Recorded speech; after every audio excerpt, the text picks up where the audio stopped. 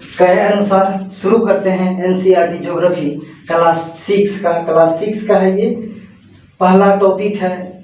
ये कल बताए थे सौरमंडल में पृथ्वी, ये विषय सूची दिखाए थे कौन कौन सी टॉपिक को आपको पढ़ना पड़ेगा।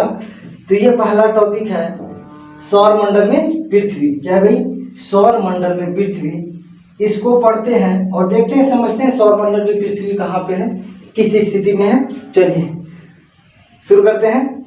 सूर्यास्त के बाद आकाश को देखना कितना अच्छा लगता है। आसमान में पहले 1 या 2 चमकते बिंदु ही दिखते हैं, लेकिन बाद में इनकी संख्या बढ़ती जाती है। सूर्यास्त के बाद देखेंगे आप कि आसमान में 1-2 बिंदु पहले संध्या समय दिखेगा, 1-2 बिंदु चमक रहा है, बाद में इसकी संख्या बढ़ती चली जाती है। तो कैसे होता होगा सोचिए तो। सूर्य की रोशनी जैसे जैसे खत्म होगा उसके बाद आकाशीय पिंड दिखने लगेगा। आपको बता दें एक बात, टॉपिक शुरू होने से पहले बता दें कि ये क्लास 6 का है और 6 के स्टैंडर्ड से इसको समझेंगे। चलिए नेक्स्ट बात क्या है, आप उनकी गणना नहीं कर सकते हैं कि रात में जैसे जैसे रात होगा फिर इतना बिंदु चमकने लगेगा आसमान में कि आप उसकी गणना नहीं कर सकते हैं। संपूर्ण आकाश छोटी छोटी चमकदार वस्तुओं से भर जाता है, जिसमें से कुछ चमकीले होते हैं एवं कुछ धुंधले होते हैं। कुछ चमकीले दिखेगा एवं कुछ धुंधला दिखेगा, आप उसकी गणना नहीं कर पाएंगे। ऐसा प्रतीत होता है मानो आकाश में हीरे जड़े हों।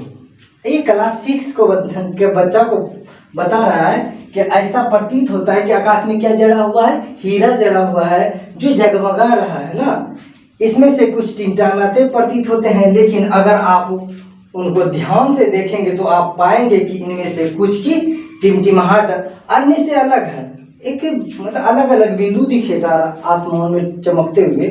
आप देखेंगे, इसका प्रयोग कीजिएगा छत पे कभी जाके, कि आप देखेंगे कि अलग अलग तारा का या स्टार जो भी बिंदु चमक रहा है तो उसका टिमटिमाहट अलग है। कोई ज़्यादा टिमटिमा रहा है, कोई कम, कोई ज़्यादा चमक रहा है, कोई कम चमक रहा है। तो ये बता रहा है और वैसा होता भी है। ये बिना किसी टिमटिमाहट के चंद्रमा के समान चमकते हैं। अब कुछ ऐसा है जो चंद्रमा के समान बिना टिमटिमाए चमकते रहते हैं।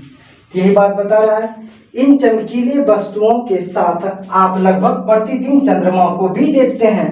इतना जो हीरे जड़े हुए थे, इतना जो दिखता है स्टार, तो आप प्रतिदिन उसके साथ चंद्रमा भी देखते हैं। जब देखते होंगे प्रतिदिन चंद्रमा भी देखते हैं। यह अलग अलग समय में अलग अलग आकार का दिखाई देता है। चंद्रमा जो है अलग अलग समय में अलग अलग आकार का दिखाई देता है, कि एक जैसा चंद्रमा नहीं दिखेगा। पूर्णिमा के दिन पूर्ण चंद्र होता है, उसके बाद थोड़ा मतलब अमावस्या तक ये क्या होता है, अमावस्या जाते जाते ये खत्म हो जाता है सब ना। अलग अलग आकार तथा अलग अलग स्थितियों में दिखाई पड़ता है। चंद्रमा को देखेंगे कोई अलग अलग डेट में अलग अलग आकार और अलग अलग स्थिति में दिखाई देता है। आप पूर्ण चंद्र को लगभग 1 महीने में 1 बार देख सकते हैं। वही बात, पूर्णिमा के दिन आप पूर्ण चंद्र को महीने में सिर्फ 1 दिन देख सकते हैं। यह पूर्ण चंद्रमा जो है वाली रात, यह पूर्णिमा होती है। पूर्ण चंद्र वाला जो रात होगा वो पूर्णिमा होगा। 15 दिन के बाद आप इसे नहीं देख सकते हैं। 15 दिन बाद इसे नहीं देख सकते हैं, क्योंकि ये क्या आ जाएगा, अमावस्या का समय आ जाएगा। यह नए चंद्रमा की रात्रि या अमावस्या होती है। ऐसी रात में अगर आसमान साफ है तो आप आसमान का अवलोकन अच्छी तरह से कर सकते हैं। इस समय में अगर आसमान साफ हो तो आप आसमान का अवलोकन तो देख सकते हैं अच्छी तरह से। क्या आपको इस बात पर आश्चर्य नहीं होता है कि हम दिन के समय चंद्रमा एवं इन सभी छोटी चमकीली वस्तुओं को क्यों नहीं देख पाते हैं? आपको ऐसा आश्चर्य नहीं लगता? ये क्लास 6 में बता रहा है, समझे? आप लोग को तो पता ही होगा। ऐसा इसलिए है क्योंकि सूर्य के अत्यधिक तेज प्रकाश के कारण रात के समय चमकने वाली वस्तुओं को हम दिन में नहीं देख पाते हैं। क्योंकि सूर्य की इतना ज़्यादा प्रकाश रहेगा कि हम दिन में नहीं देख सकते हैं इन पिंडों को ना। सूर्य, चंद्रमा तथा वे सभी वस्तुएं जो रात के समय आसमान में चमकती है, खगोलीय पिंड कहलाती है। क्या कहलाती है? खगोलीय पिंड। ये पॉइंट बहुत वीवीआई है। सूर्य, चंद्रमा तथा वे सभी वस्तुएं जो रात के समय आसमान में चमकती है, चंद्रमा भी है उसमें, समझे, भले उपग्रह है, चमकती है, ये सारे क्या कहलाते हैं भाई? खगोलीय पिंड कहलाते हैं। ये पॉइंट इंपॉर्टेंट है। कुछ खगोलीय पिंड बड़े आकार वाले तथा गर्म होते हैं, ये गैस से बने होते हैं। कुछ पिंड जो होता है इस पिंडों में जो चमकते हैं रात में, खगोलीय पिंड, तो इनमें कुछ बड़े आकार के होते हैं, ये और छोटे आकार के भी होते हैं। ये सभी गैस से बने होते हैं। आपको पता चलेगा 9th 10th में जाके, 9th 10th का एनसीईआरटी जब पढ़ाएंगे, ये गैस का बोला है क्या, हाइड्रोजन हीलियम सब कोई जानता है, ठीक। ये गैस के बने होते हैं। इसके पास अपनी ऊष्मा तथा प्रकाश होता है। अपनी ऊष्मा तथा प्रकाश वही हाइड्रोजन संलयन होगा, समझे, जिसे वे बहुत बड़ी मात्रा में उत्सर्जित करते हैं। इन खगोलीय पिंडों को तारा कहते हैं। सूर्य भी एक तारा है। एक पॉइंट यहाँ से मिला, सूर्य भी एक तारा है और गैस से जो बना पिंड है वो अपना प्रकाश से उसको है, समझे, अपना प्रकाश उत्सर्जित करता है, जिसे वे क्या भाई बड़ी मात्रा में ऊष्मा उत्सर्जित करता है। उसके बाद वो खगोलीय पिंड क्या कहलाता है? तारा कहलाता है। हमारा सूर्य भी क्या है? एक तारा है। ये समझ में आ गया होगा। ये पॉइंट जो है आप अपने से खुद एनसीईआरटी में आओ कुछ करके सीखें। बच्चा को कुछ प्रयोग करने के लिए बताया गया है, तो आप देखिएगा उसको पढ़ के एक बार खुद से एनसीईआरटी में। चलिए देखते हैं। रात के समय चमकते हुए अनगिनत तारे सूर्य के समान ही हैं। रात के समय जो अनगिनत तारे हैं वो सूर्य के समान ही है। जैसे सूर्य को देख रहे हैं ना, सूर्य के समान ही है, लेकिन हमसे बहुत अधिक दूर होने के कारण हम लोग उनकी ऊष्मा या प्रकाश को महसूस नहीं करते हैं तथा वे अत्यंत छोटे दिखाई पड़ते हैं। मतलब ये हुआ कि ये जो इतना तारा जो रात में दिखाई देता है खगोलीय पिंड, वो भी हमारे सूर्य के समान ही है, इतना ही गर्म है। और बहुत दूर होने के कारण क्या होता है भाई, उनकी ऊष्मा और प्रकाश को हम लोग क्या करते हैं, महसूस ढंग से नहीं कर पाते हैं। आपने अवश्य ध्यान दिया होगा कि कुछ दूरी से देखने पर सभी वस्तुएं छोटी दिखाई पड़ती है। आप देखेंगे कि कुछ दूर पे कोई भी वस्तु रखा है तो वो छोटा दिखाई देता है। अवलोकन किए होंगे कि जो गांव घर में रहे होंगे, देखिएगा कि भी तार गाछ या खजूर गाछ या नारियल गाछ पे कोई बंदा चढ़ता है तो वहाँ नीचे से जो व्यक्ति देखता है तो वो छोटा दिखाई पड़ता है।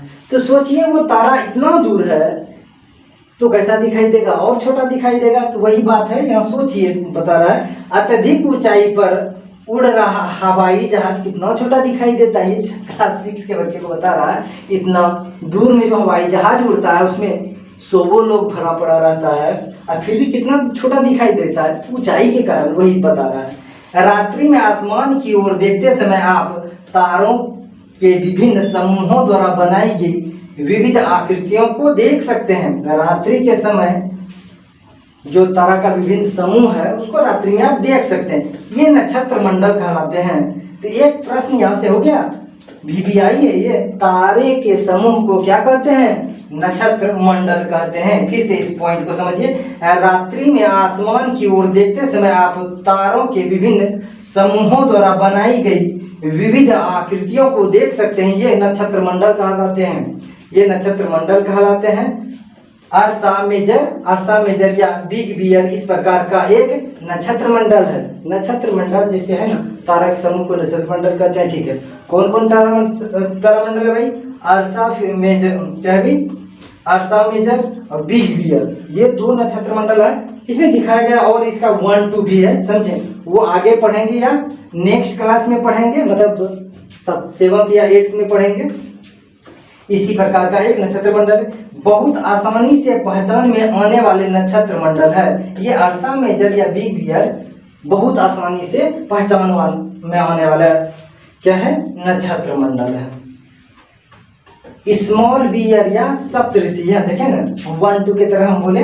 अर्सा मेजर जो है, स्मॉल बियर भी, बिग बियर स्मॉल बियर आ जाएगा। फिर सप्तऋषि, सप्त मतलब क्या होता है भाई, 7 तारों का एक समूह है। यहाँ दिखाया भी गया है, देखिए 2 2 4 2 2 4 3 7। ऐसा आप देखे होंगे आसमान में, कभी ऐसा आपको दिखाई देगा, समझे। सांकेतिक तरह सप्तऋषि को दिखाया गया है। हमारा जो भारत देश है ऋषि मुनियों का देश है, इसलिए इस तारे के समूह को क्या नाम रखा गया भाई? सप्तऋषि रखा गया है ना। 7 ऋषि अर्थात 7 ऋषि ना। यह 7 तारों का समूह है जो कि एक बड़े नक्षत्र मंडल अर्सा मेजर का ही भाग है। ये सप्तऋषि जो तारामंडल है किसका भाग है भाई? अर्सा मेजर समूह का है। किसका है? अर्सा मेजर समूह का है।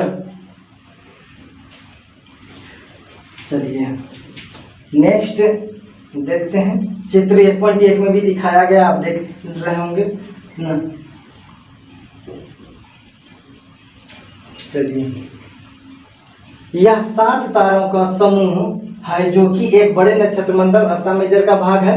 आपने देखिएगा, अपने परिवार या पड़ोस में किसी बड़े व्यक्ति से कहिए कि वह आपको ये प्रयोग करने के लिए बता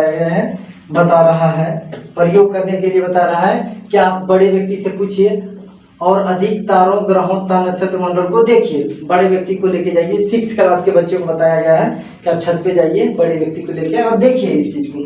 प्राचीन समय में लोग रात्रि में दिशा का निर्धारण तारों की सहायता से करते थे। प्राचीन काल में जब डायरेक्शन का कोई यंत्र नहीं था, घड़ी दिशा सूचक यंत्र नहीं था, उस समय तारा को देख के ही पता चलता था उत्तर दिशा किधर है, पूर्व दिशा किधर है, पश्चिम दिशा किधर है ना जी।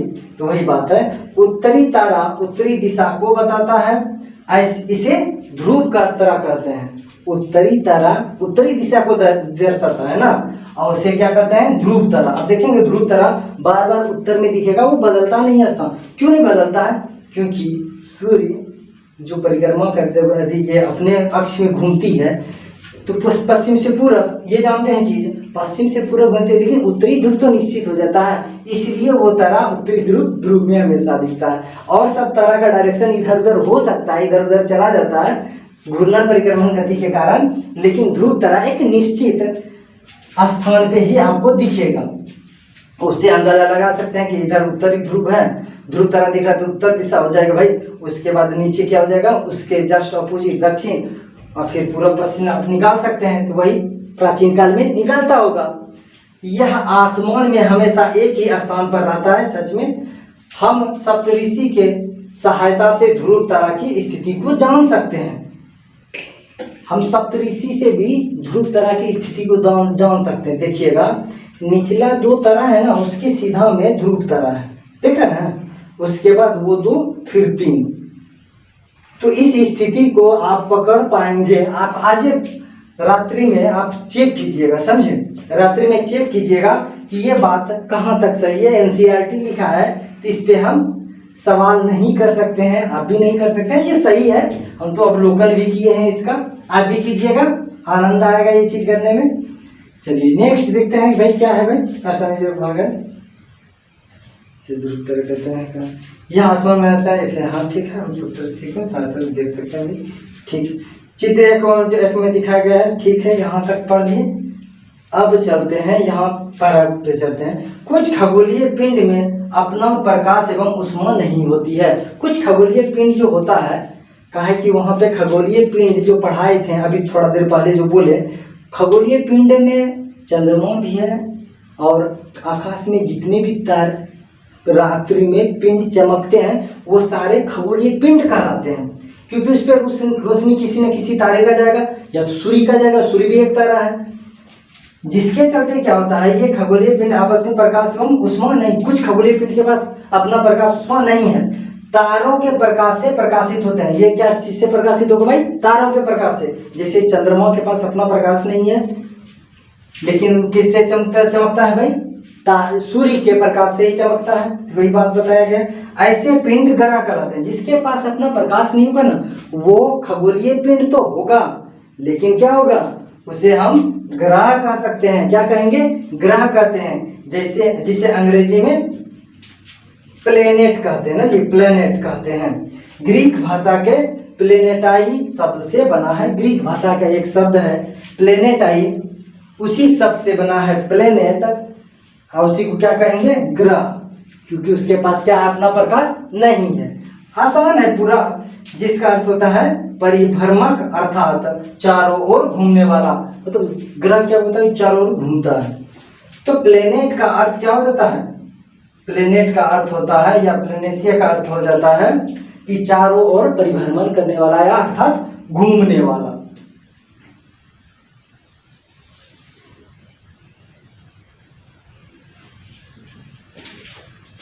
परिभ्रमण अर्थात चारों ओर घूमने। पृथ्वी जिस पर हम रहते हैं, पृथ्वी जिस पर हम रहते हैं एक ग्रह है। हाँ, सच में पृथ्वी क्या है, ग्रह है। लेकिन पृथ्वी से आप दूर जाइएगा अंतरिक्ष में ना, पृथ्वी को देखिएगा तो नीला चमकेगा, क्योंकि भाई जल की उपस्थिति के कारण, जल की उपस्थिति के कारण नीला चमकता है।